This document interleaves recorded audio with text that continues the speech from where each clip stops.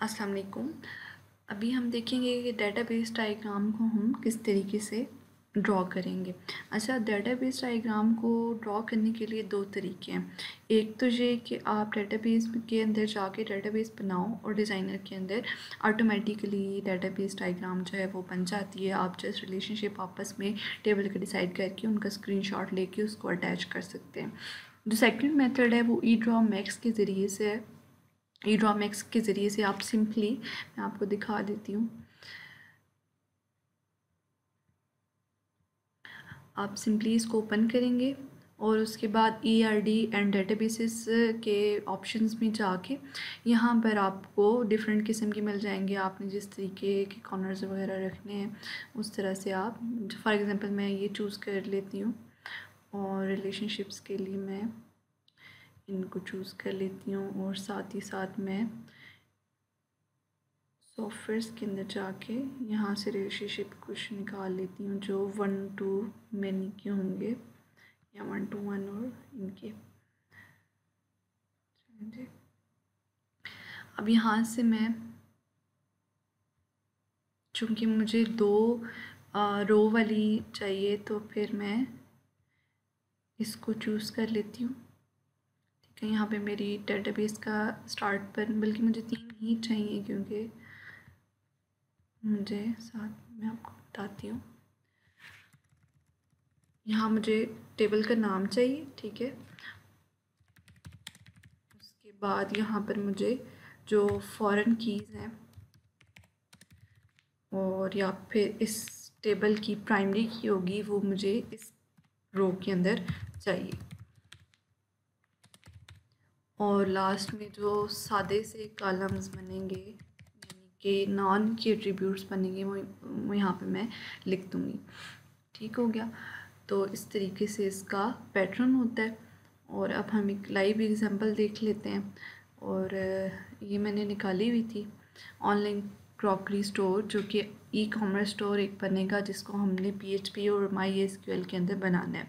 तो सबसे पहले तो हर एक प्रोजेक्ट के अंदर इंट्रोडक्शन होता है। जैसे यहाँ पे लिखा हुआ है कि online crockery store is a crockery supply store having the speciality of selling the crockery items to its registered customer.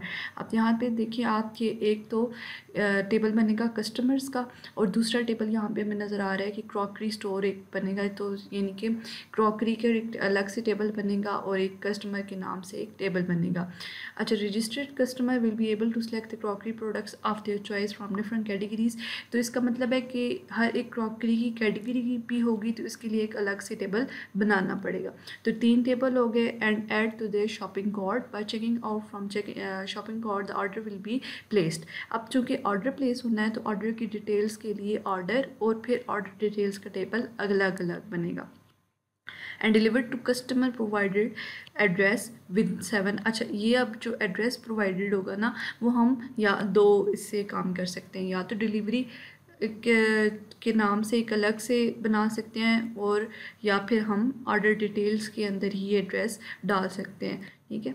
The payment will be made on cash on delivery. तो पेमेंट के लिए हमें कुछ भी नहीं रखना पड़ेगा, हमें जस्ट टोटल अमाउंट जो है वो ऑर्डर के अंदर डालनी पड़ेगी और ऑर्डर डिटेल्स के अंदर हम क्रॉकरी की डिटेल जो है वो डाल देंगे। नेक्स्ट, अब हमें यहाँ पे क्या अंदाज़ा हो गया कि हमने एट दैट टाइम हमारे पास 1 2 3 4 और ऑर्डर डिटेल्स वाला 5 टेबल हमारे पास फ़िलहाल बन रहे हैं। नीचे इनको पढ़ते हैं कि फंक्शनल रिक्वायरमेंट्स लिखी हुई हैं। फंक्शनल रिक्वायरमेंट्स होती हैं कि आपका सिस्टम जो है वो काम क्या करेगा।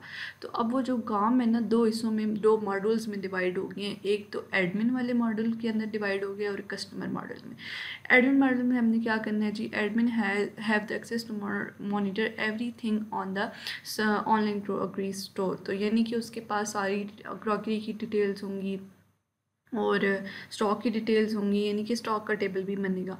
तो स्टॉक का टेबल हम यानी कि हमारे पास 6 टेबल हो गए हैं। Admin will approve the registered request.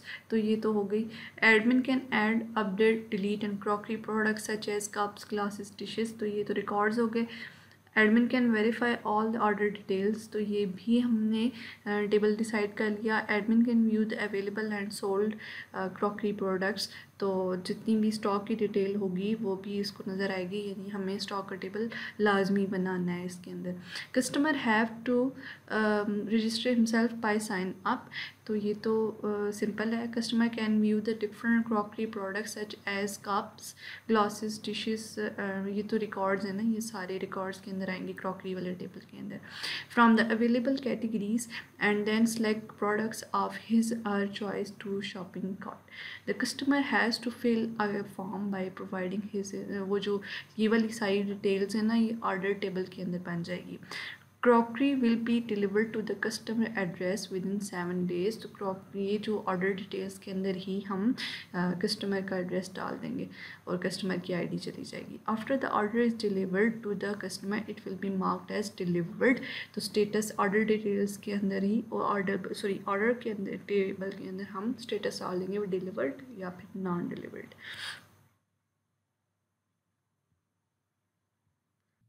E draw max मैंने ओपन कर ली है और इसके अंदर से हम ERD और ये कुछ ऑप्शंस हम चूज़ कर लेते हैं जो हमें ज़रूरत पड़ेंगे। रिलेशनशिप भी हमें ज़रूरत होगा तो उसके लिए हम ये भी सिलेक्ट कर लेते हैं।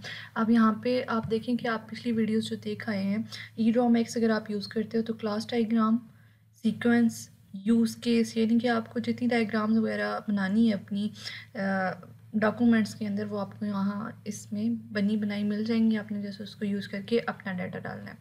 तो आप यूज़ करते हैं इनमें से इसको यूज़ कर लेते हैं। नीचे वाले में देखते हैं इनमें चीज़ें प्रॉपर नहीं है।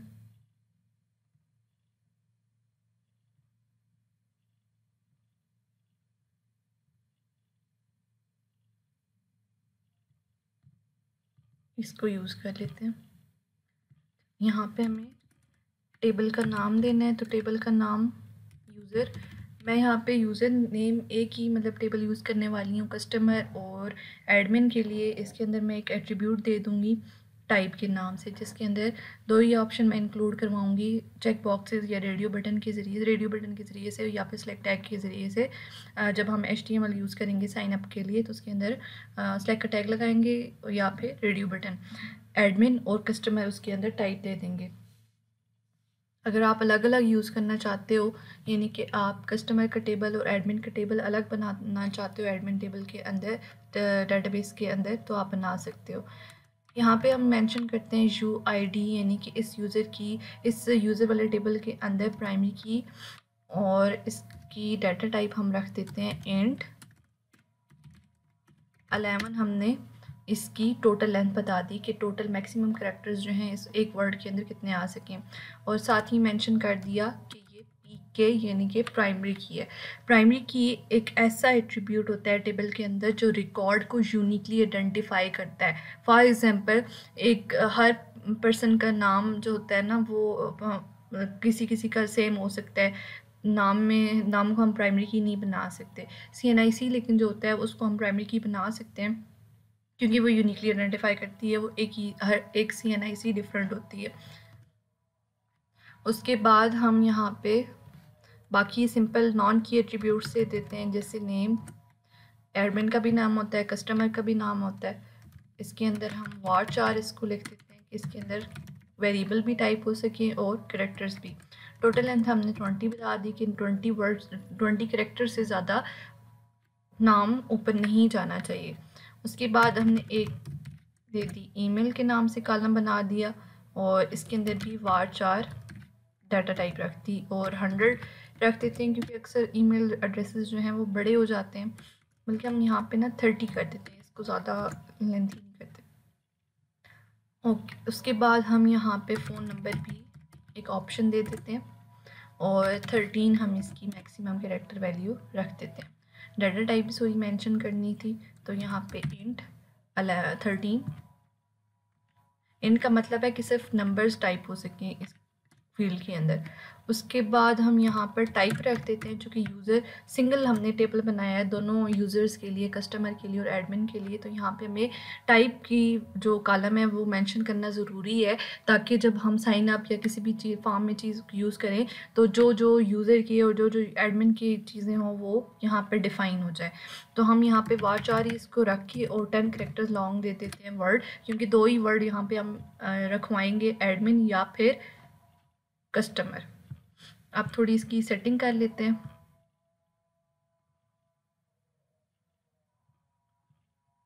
आप चाहो तो ऊपर कलर चेंज कर सकते हो, बोल्ड। उसके बाद इसको मैं 14 लॉन्ग कर देती हूँ और कलर मैं वाइट चूज़ कर देती हूँ। ठीक हो गया।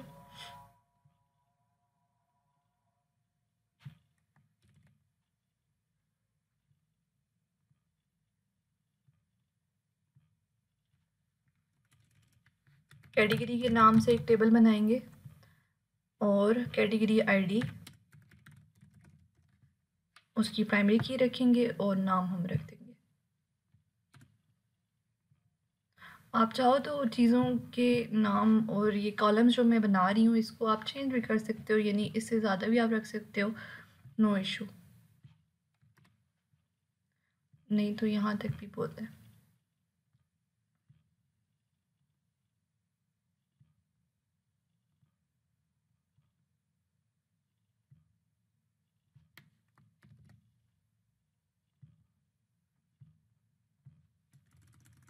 क्रॉकरी के नेम से हम एक टेबल बनाते हैं न्यू, और क्रॉकरी आईडी उसकी प्राइमरी की बनाते हैं, नेम होगा क्रॉकरी का। उसके बाद कैटेगरी की आईडी फॉरेन की यहाँ पर रखवाएंगे, क्योंकि कैटेगरी क्रॉकरी के कैटेगरी जो है वो क्रॉकरी की कैटेगरी भी यूज़ हमने करनी है, इसलिए कैटेगरी आईडी इंट 11, क्योंकि इसके इंट 11 था डेटा टाइप और कैरेक्टर्स, तो यहाँ पे भी हमने उतने ही रखवाने। अच्छा, फॉरेन की क्या होती है, किसी दूसरी टेबल की प्राइमरी की होती है। जब हम एक टेबल का रिकॉर्ड दूसरी टेबल के अंदर यूज़ करना चाह रहे होते हैं तो उसके लिए हमें फॉरेन की यूज़ करना ज़रूरी होती है। प्राइमरी की एक टेबल के अंदर एक ही हो सकती है, लेकिन फॉरेन की एक से ज़्यादा भी हो सकती हैं। यहाँ पे नेम रखवाया, कलर भी होता है क्रॉकरी का, ठीक है, तो कलर हम यहाँ पे मेंशन कर देते हैं। कलर जो है वो वाचार 20 कर देते हैं।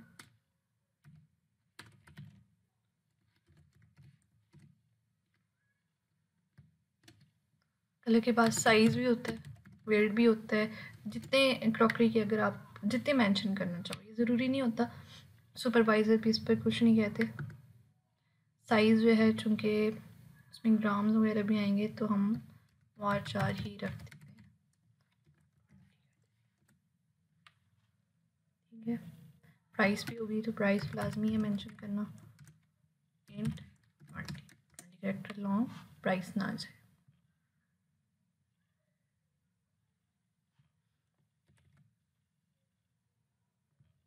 स्टॉक का मैं इसके अंदर एक चीज़ इंक्लूड करवानी है कॉलम में, इसके बाद बताऊँगी। स्टॉक का टेबल बनाया,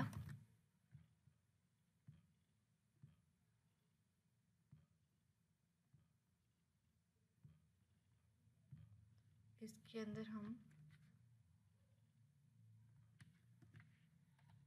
स्टॉक आईडी प्राइमरी की रखवाते हैं, इंट 11 पीके, यानी कि ये प्राइमरी की बनेगी, इसको एफके कर देते हैं कि ये फॉरेन की बनेगी। कैटेगरी आईडी यहाँ से हटा देते हैं, क्रॉकरी आईडी अब इसके अंदर फॉरेन की बनेगी। इसका ये मतलब है कि ये स्टॉक की आईडी है, इस करेक्ट क्रॉकरी आईडी का की क्वांटिटी हम ऐड करने वाले हैं। तो यहाँ पर मैं क्वांटिटी जो है वो फील्ड दे देती हूँ, इस क्रॉकरी की क्वांटिटी इस टाइम इतनी है। ऐड स्टॉक डेट भी ऐड कर देते हैं कि किस डेट को इसका स्टॉक ऐड हुआ, और डेट ही हम इसमें मेंशन कर देते हैं कि ये डेट वाला ही कॉलम होगा।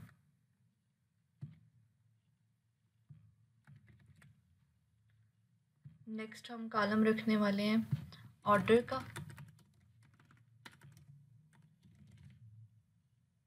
ऑर्डर आईडी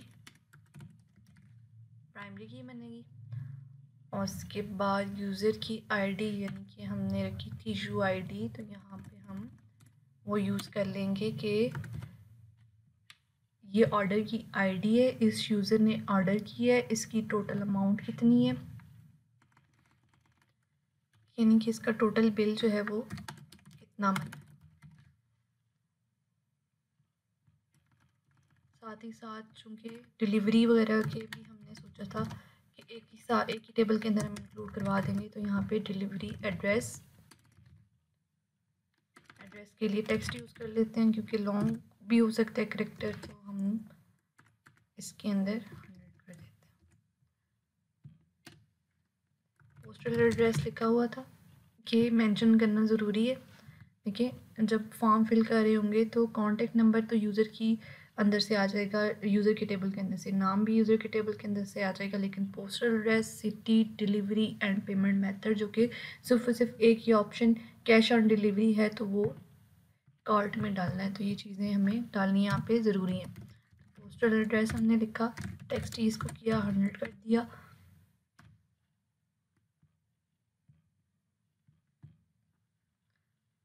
सिटी मेंशन करते हैं, सिटी भी वाचार के अंदर आएगी और 20 हम यहाँ पे इसके मैक्सिमम कैरेक्टर्स दे देते हैं। पेमेंट मेथड दे देते हैं, पेमेंट मेथड चूँकि एक ही है तो यहाँ पे आप COD कर दो। जितना शॉर्ट फील्ड होगी, एट्रीब्यूट होगा, उतना ज़्यादा अच्छा रहेगा, ठीक है, रीडेबल होगा। तो वाचार 3 कर देते हैं क्योंकि 3 ही है, 1 2 3।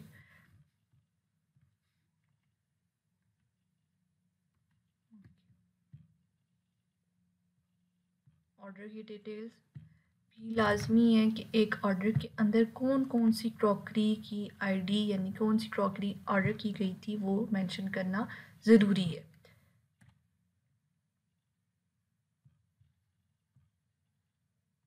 इसको ODID कर देते हैं कि ऑर्डर डिटेल्स आईडी, और यहाँ पे हम लिख देते हैं OID यानी कि ऑर्डर की आईडी।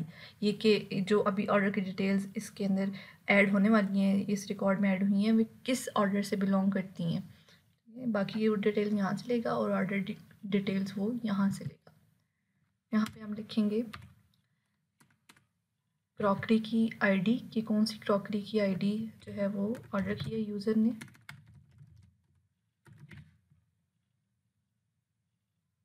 प्राइस मेंशन करेंगे एक दफ़ा दोबारा क्योंकि बिल जनरेट करना है।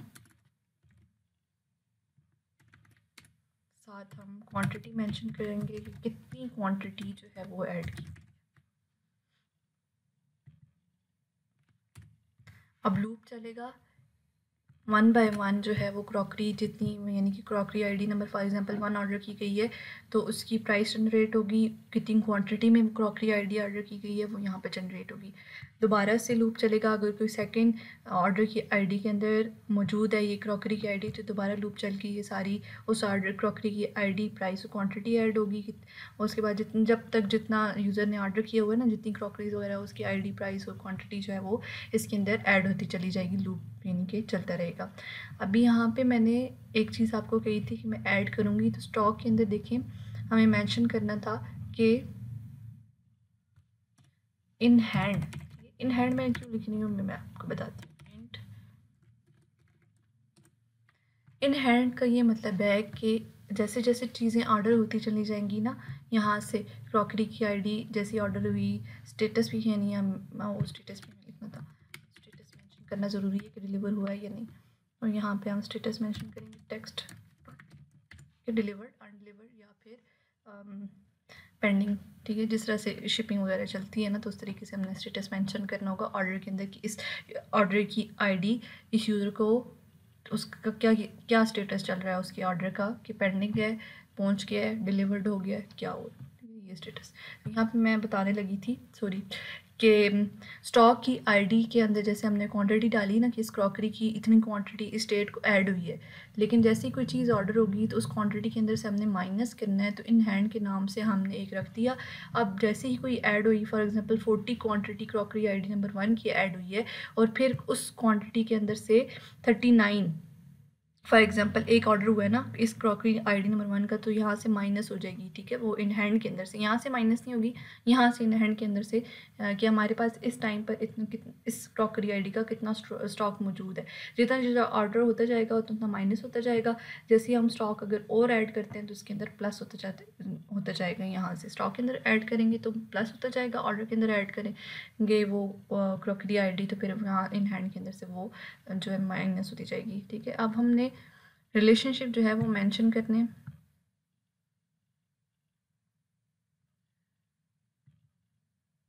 सबसे पहले यूज़र और कैटेगरी के दरमियान में हम रिलेशनशिप डिसाइड कर लेते हैं। यूज़र और कैटेगरी के दरमियान में एक यूज़र मैनी कैटेगरीज ऐड कर सकता है, अपडेट डिलीट, या फिर उसको अगर देखना है तो ठीक है। यूज़र अब चूँकि दोनों हैं, यूज़र कस्टमर भी है और एडमिन भी, दोनों टाइप्स हैं, तो दोनों मैनेज कर सकते हैं। उसके बाद यूज़र और क्रॉकरी के दरमियान में रिलेशनशिप 1 to मैनी का ही डाल देते हैं कि एक यूज़र जो है वो मैनेज कर सकता है क्रॉकरी या देख सकता है क्रॉकरी मैनी। यूज़र और ऑर्डर के दरमियान में 1 to मैनी का ही रिलेशनशिप बनेगा कि एक यूज़र जो है वो बहुत सारे ऑर्डर्स भी दे सकता है।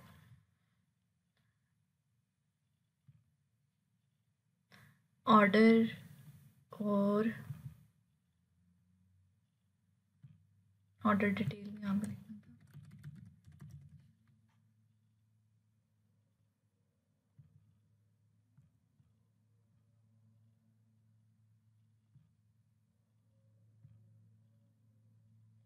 ऑर्डर और ऑर्डर डिटेल के दरमियान में रिलेशनशिप होगा 1 to मैनी का कि एक ऑर्डर के अंदर बहुत सारे क्रॉकरी आईडीज़ हो सकती हैं या फिर बहुत सारी ऑर्डर की डिटेल्स हो सकती हैं, बल्कि एक ही हो सकता है क्योंकि एक ऑर्डर डिटेल के अंदर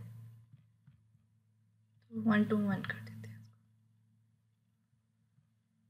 क्रॉकरी और स्टॉक 1 to मैनी रिलेशनशिप ही आएगा क्योंकि एक क्रॉकरी के पास एक ही स्टॉक की आईडी हो सकती है, बहुत सारी करेंगे तो फिर मैनेज करना मुश्किल होगा। क्रॉकरी और ऑर्डर के दरमियान में रिलेशनशिप, क्रॉकरी और ऑर्डर के दरमियान में 1 to मैनी का रिलेशनशिप क्योंकि एक क्रॉकरी आईडी को बहुत सारे ऑर्डर्स भी मिल सकते हैं। तो ये हो गया हमारा ई ड्रॉ मैक्स के ज़रिए से डायग्राम मेंशन करना या फिर ड्रॉ करना। अभी हम वैम्प के थ्रू डेटाबेस मैनेजमेंट सिस्टम के अंदर जाके देखेंगे कि वहाँ पे कैसे क्रिएट होती है डेटाबेस।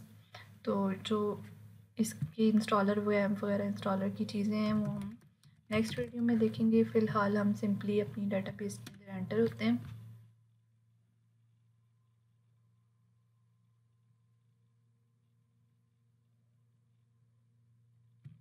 DBMS का लॉगिन आया, उसके बाद सबसे पहले जो चीज़ वो पूछता है यानी कि आपको कोई भी डेटाबेस बनानी है तो कोई भी टेबल्स वगैरह एंटर करने हैं तो उसके लिए पहले आपको डेटाबेस बनानी पड़ेगी। तो डेटाबेस यहाँ पे हम बना देते हैं क्रॉकरी नाम से, क्रिएट किया, ये क्रिएट हो गई।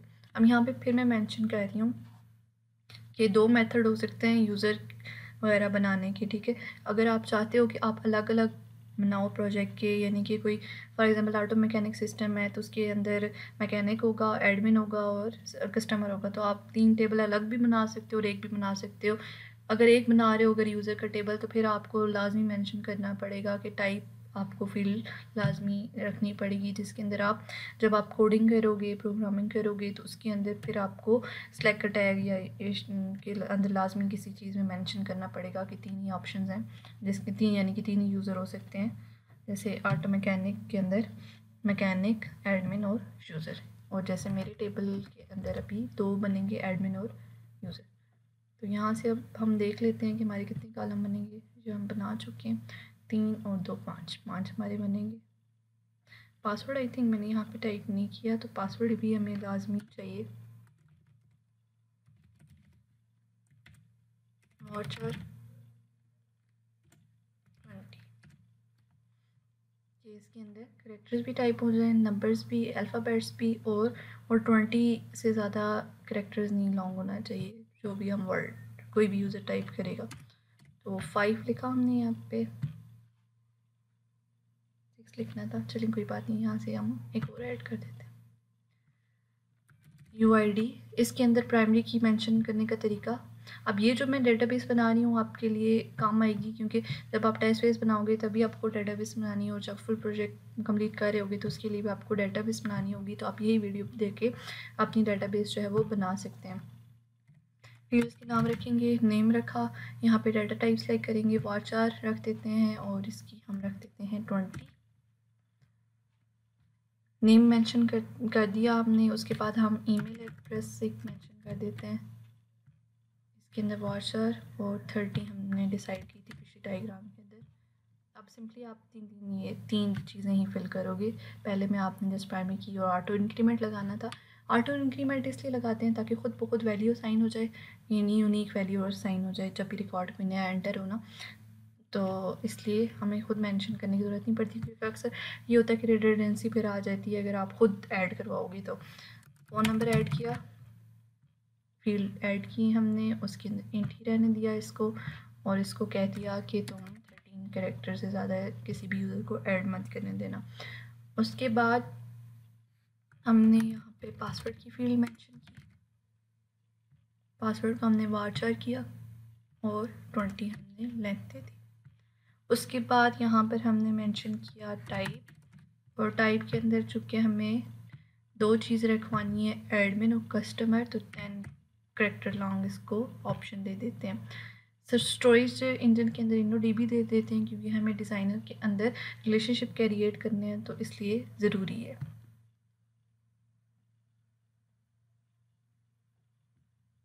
ठीक हो गया। नया टेबल बनाना है तो आप या तो न्यू से क्रिएट कर सकते हो, और यहाँ क्रॉकरी वाले डेटाबेस पर क्लिक करके नीचे क्रिएट का ऑप्शन आ रहा होगा, वहाँ भी आप क्रिएट कर सकते हो। यहाँ पे हम अब अगला टेबल बनाने लगे हैं कैटेगरी के नाम से।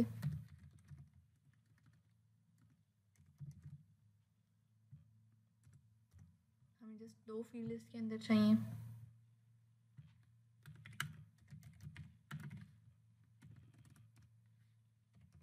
CID में लिख देती हूँ, बल्कि चलें, हम बिल्कुल फर्स्ट टाइम बना रहे हैं तो इसलिए रीडेबल जो हम फील्ड्स हैं वो यूज़ करेंगे। एंटी रहने दिया, इसको भी ऑटो इंक्रीमेंट और प्राइमरी की मेंशन किया, और नेम इसका जो है वो हमने अगली फील्ड रख दी। नेम के अंदर वाशर और 20 कर दिया, सेव पे क्लिक किया। न्यू टेबल क्रिएट किया, इसका नाम रखा हमने क्रॉकरी, और हमने क्रॉकरी ID जो है वो प्राइमरी की रखनी है, तो ऑटो इंक्रीमेंट लगाया। नेम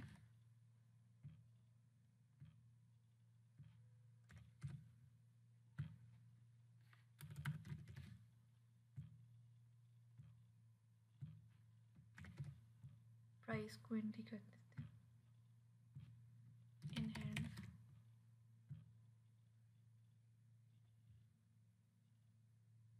एंट्री रहने देते हैं।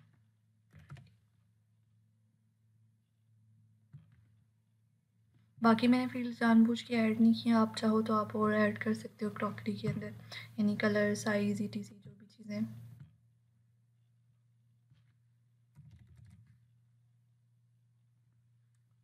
यहाँ पे थोड़ा इशू क्रिएट करता है, तो आप ऑर्डर नेम लिख दो इसका,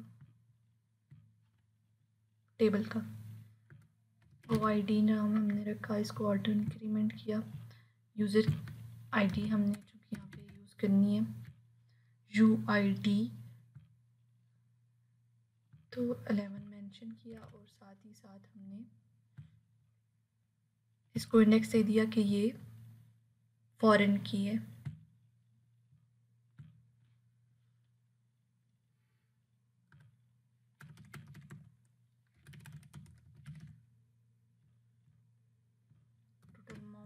आएगी 20 मिनट लॉन्ग रख देते हैं।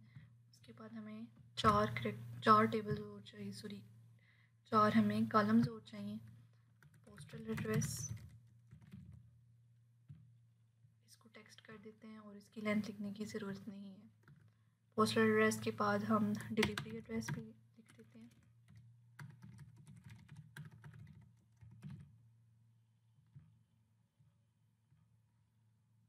और इसको इसी तरह से छोड़ देंगे क्योंकि वो खुद ही टेक्स्ट जो है वो डिफ़ाइन कर लेता है जितने करेक्टर्स उसने देने होते हैं। उसके बाद हम सिटी मेंशन करेंगे। नेम फ़ोन नंबर जो है वो हम यूआईडी के अंदर के ज़रिए से उस यूज़र वाले टेबल के अंदर से एक्सेस कर लेंगे उसका डाटा। सिटी के बाद हम यहाँ पे लिखेंगे स्टेटस, ताकि स्टेटस हम मेंशन कर सकेंगे इस ऑर्डर का स्टेटस कितना है, पेंडिंग है, डिलीवर्ड है या फिर अनडिलीवर्ड। और देख लेते हैं फील्ड्स, अगर आप और फील्ड्स अगर आपके आ रही हैं जहन में तो आप वो भी कर सकते हो। ऑर्डर की डेट देखें, अब लाजमी थी ऑर्डर की डेट यहाँ पे मेंशन नहीं की मैंने, COD भी मेंशन करते हैं।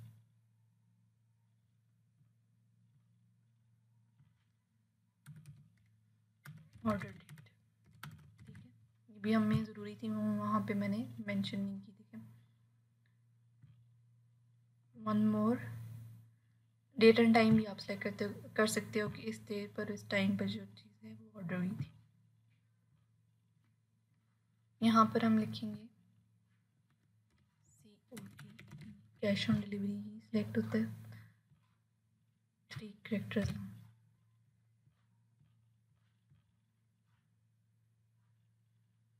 सेव पे क्लिक करेंगे।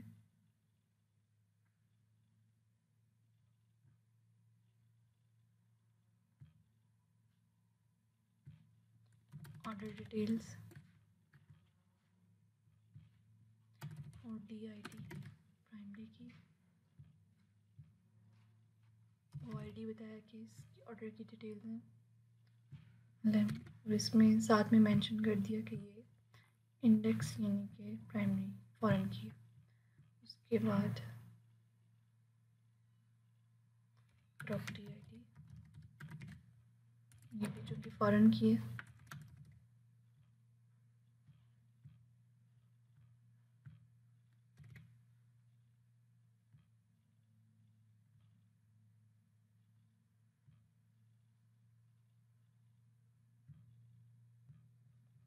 प्राइस और क्वांटिटी ऐड करते हैं।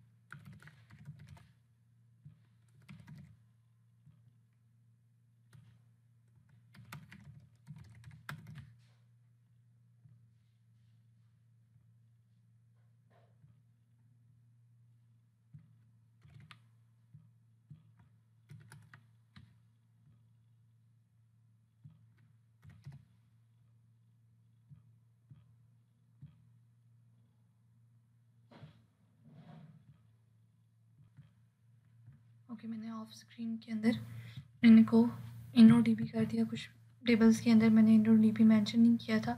आपने अगर आपसे भी मिस्टेक हो जाए तो आपने ऑपरेशंस पे आना, टेबल के जिस टेबल के आपने नहीं चेंज की तो उसके बाद यहाँ से आप चूज़ करोगे तो वो InnoDB चेंज हो जाएगा। अब आपने ऑटोमेटिकली डिज़ाइनर के अंदर ये डेटाबेस बन जाती है डायग्राम, तो फिर आपने इस तरह क्रॉकरी मतलब डेटाबेस मेन डेटाबेस के अंदर आना है, डिज़ाइनर के अंदर जाएंगे, ये देखें डेटाबेस बनी हुई है। अब आपने क्रिएट रिलेशनशिप पर क्लिक करना है, रेफरेंस की सिलेक्ट करनी है यानी फॉर एग्जांपल UID, और यहाँ पे जो मैंने मेंशन किया हुआ है जैसे यहाँ पे यूज़र की ID मौजूद है तो यहाँ पे क्लिक कर देना है फॉरेन की के लिहाज से, और उसको ओके पे क्लिक कर देना है। अगर ये कोई एरर दे इसका मतलब है कि यहाँ पे इंडेक्स वगैरह सही मेंशन नहीं हुआ इस वजह से। चलें, ये हो गया, यानी कि ये ठीक हमने मेंशन किया था। उसके बाद हमने कैटेगरी की ID क्रॉकरी में डाली थी, तो आई थिंक नहीं डाली, लेट मी चेक, तो फिर उसके बाद में आती हूँ। मैंने मेंशन नहीं किया हुआ था तो इसके अंदर क्रॉकरी आईडी के बाद कैटेगरी आईडी डाल देते हैं।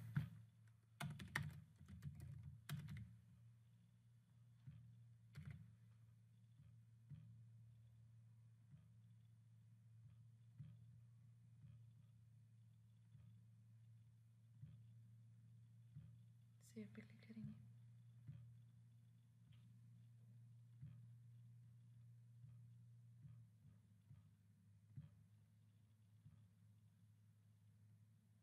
रेफरेंस की सिलेक्ट करेंगे, क्रिएट क्लिक करके इस पर क्लिक किया, क्रॉकरी आईडी कैटेगरी आईडी यहाँ पर है, क्लिक किया, फिर दोबारा से अब हमें ऑर्डर की टेबल के अंदर से निकालनी है। अच्छा, ये क्रॉकरी आईडी, क्रॉकरी जो है ना, क्रॉकरी, और ये यहाँ पर, चलिए मैं इस तरह से रिलेशनशिप सारी क्रिएट करके दोबारा आती हूँ। चलिए, इसकी मैंने फिर थोड़ी टिप्स एंड टेबल फॉर्म में अरेंजमेंट भी कर दी थी टेबल रिलेशनशिप्स बनाने के बाद कि इनका आपस में क्या रिलेशनशिप है, कोई मिस हो गया तो आपने खुद से मतलब जब आप खुद बनाएंगे ना तो इस रिलेशनशिप आपने क्रिएट कर देना है। कोई एरर आ रहा होगा तो सिंपली ये क्या होगा कि इंडेक्स आपने सही लगाया नहीं होगा, तो आपने दोबारा जाके उसको इंडेक्स सही से कर लेना है। ठीक हो गया, यही रही आज की वीडियो। नेक्स्ट वीडियो के अंदर हम अब जो टेस्ट फेस की सारी चीज़ें होंगी उसको मेंशन करेंगे।